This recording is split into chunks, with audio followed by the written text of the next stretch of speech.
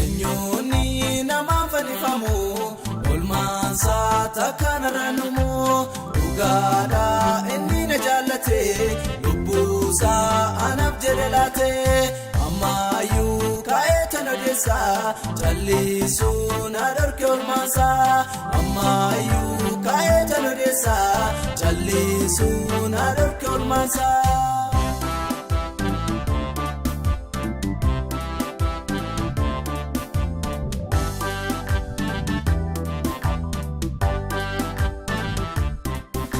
Barabbaa malee Yesuus barbaannu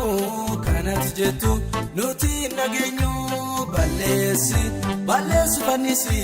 Barabbaa maaloo ganuu dhiisi jedhaani Yihuudaniyyaani Yesuusin kennan dabarsanii jedhaani Yihuudaniyyaani Yesuusin kennan dabarsanii eenyuuni nama fanifamu olmaansa takkaan ranumu dhugaadha inni na jaallate lubbuusaa anaaf jedhe laate ammayyuu kaa'ee tan odeessa jallisuun adorke olmaansa ammayyuu kaa'ee tan odeessa jallisuun adorke olmaansa.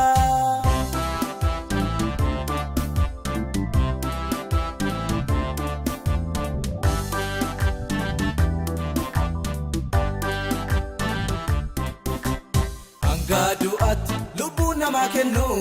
biyya lafar eenyuyyuu argannu olmaansa keessa kuna jira akkaasaatti eenyuun nama du'a olmaansa keessa kuna jira akkaasaatti eenyuun nama du'a eenyuuni nama fanifamu olmaansa takkaan ranumu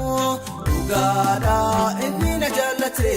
lubbuusaa anaaf jedhe laate ammayyuu kaa'ee tan odeessa jallisuun adorke olmaansa ammayyuu kaa'ee tan odeessa jallisuun adorke olmaansa.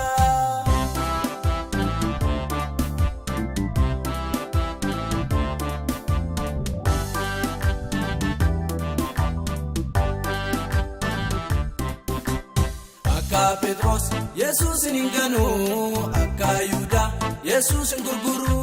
nu baasu bilisa obbaasu goda gaarii ammeenya deebisu fannoo irratti eenyuun nama du'a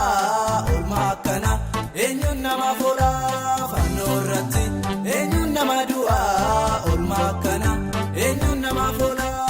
eenyuuni nama fanifamu olmaansa takkaan ranumu dhugaadha inni na jaallate lubbuusaa anaaf jedhe laate ammayyuu kaa'ee tan odeessa jallisuun adorke olmaansa